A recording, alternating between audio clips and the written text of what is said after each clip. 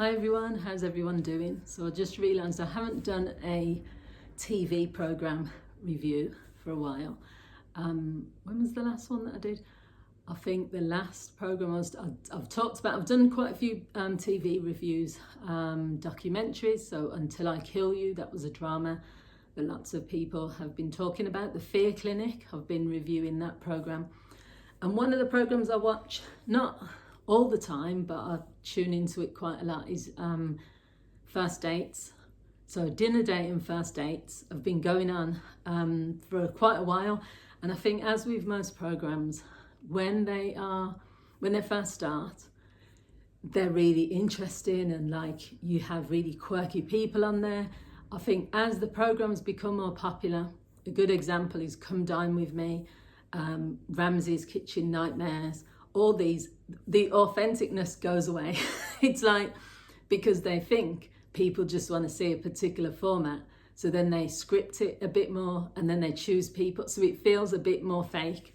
First Dates has definitely changed. You don't have like the quirky people that used to be on there, and especially now when people describe who they want on their date, the exact person they're describing turns up. And that didn't used to happen. It used to be people would say, this is the type of man or woman I want, and then the complete opposite would walk in and they'd say, this is not what I asked for, but then it would still work. So it's a bit less interesting. But yesterday I watched most of it. I didn't watch it all. And I want to talk about 3 couples that were on there.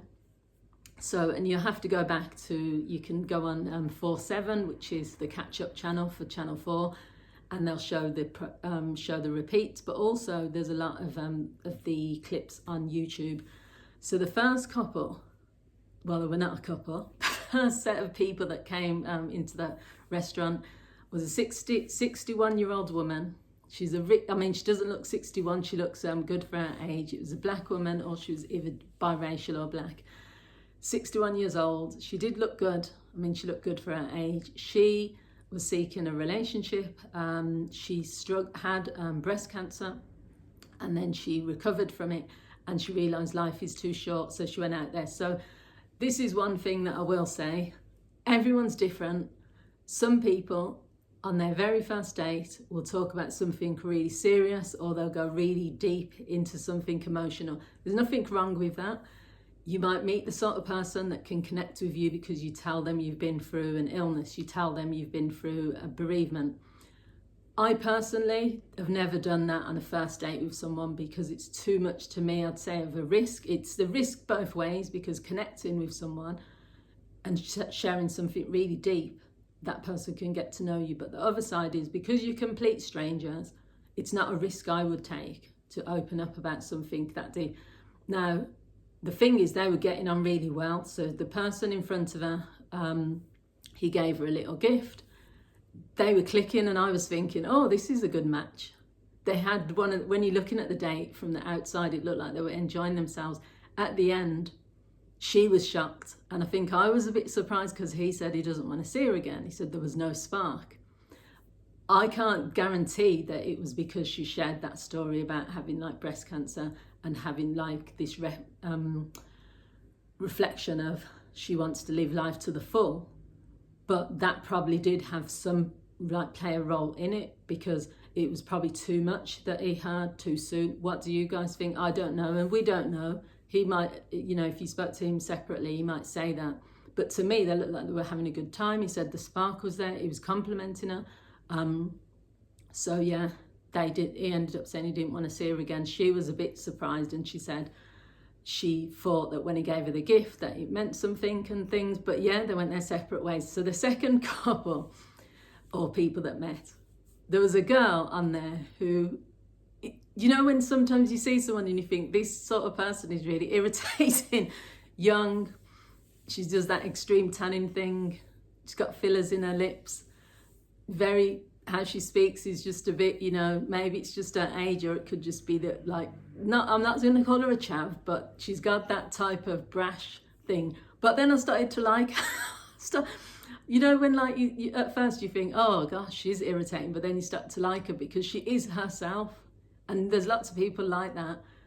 She's probably one of those people that's like Marmite, you love her or hate her. But she came across as being a bit much. She was saying she loves a bad boy, that she doesn't like nice guys, that she has all these high expectations of what she wants men to bring to the table and this sort of thing. And she met someone and he was quite decent and they were getting on well. I don't know if they ended up being a match because I didn't watch it to the very end.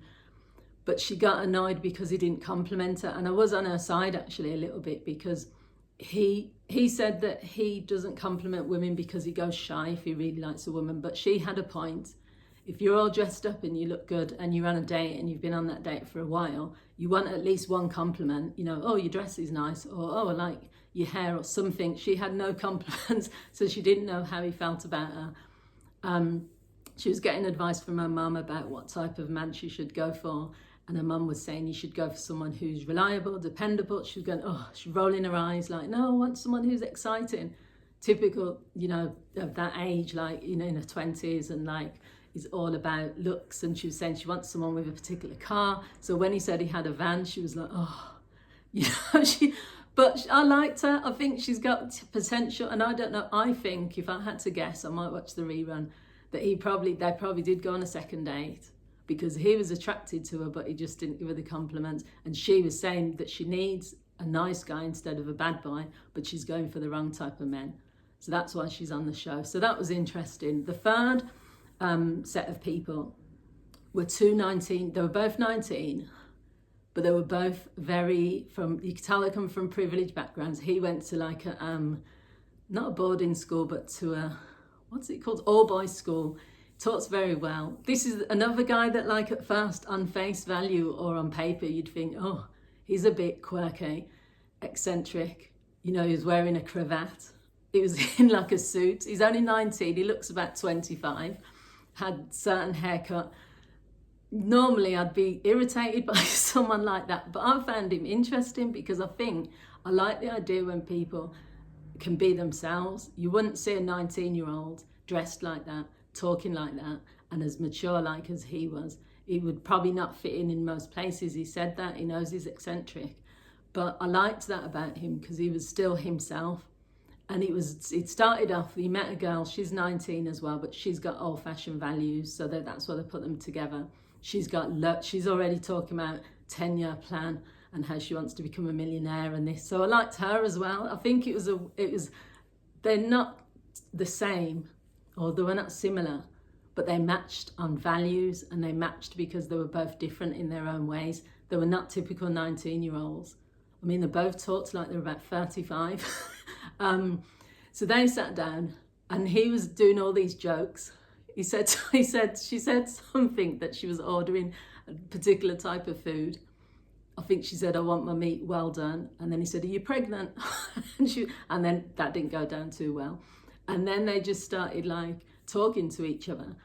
And I was thinking she's probably not going to choose him because he's a bit too much like with his conversation. But she did. She said, let's go out to another environment for something like a coffee. And he thought, she said, he was friend zoning her.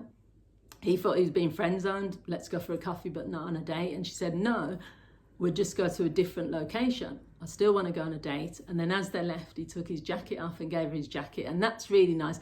People don't do that anymore. Well, some men do that. I think that's really romantic. Like I had a guy that was doing that when I was cold, and he's like, oh, I'll take my jacket. So yeah, you can see, I think they're going to be a good couple. They might end up going the distance. Yeah, so it was a good episode, but it just goes to show, you know, different people. I forgot, did I talk about, there was one more and I forgot. I forgot that couple. Oh yeah, it was the couple where her late partner committed suicide.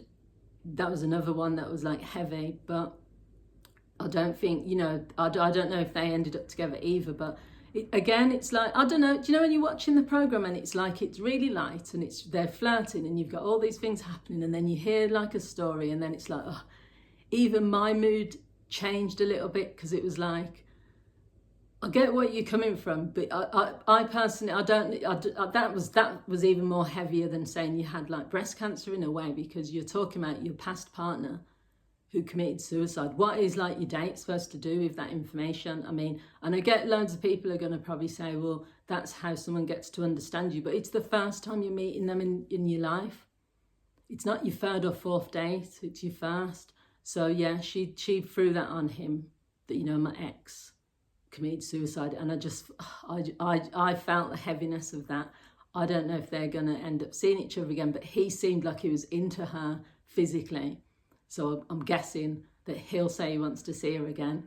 It depends. I couldn't tell if she liked him or not, but his eyes were like, he was, once a man is into you physically and his eyes are just tuned in, he's just going to say yes, he wants to see her again, but whether she says yes, that's different. But yeah, I don't know. To me, I wouldn't personally have told someone that my ex committed. She could have even just said my ex is passed away. I don't think she needed to kind of say, bring it in how he died. That wasn't necessarily relevant, not for your first date to know. But what do you guys think? So yeah, first dates, as I've said, some episodes have been more interesting and been a bit lighter, and I like to see how the couples connect. I like to see how people don't want to see each other again and all the rest of it. It's just interesting to watch. So let me know what you guys think. And that was First Dates, and it was on the 17th of February. So you can watch the catch up on Channel 4. So let me know what you guys think. Thanks for watching.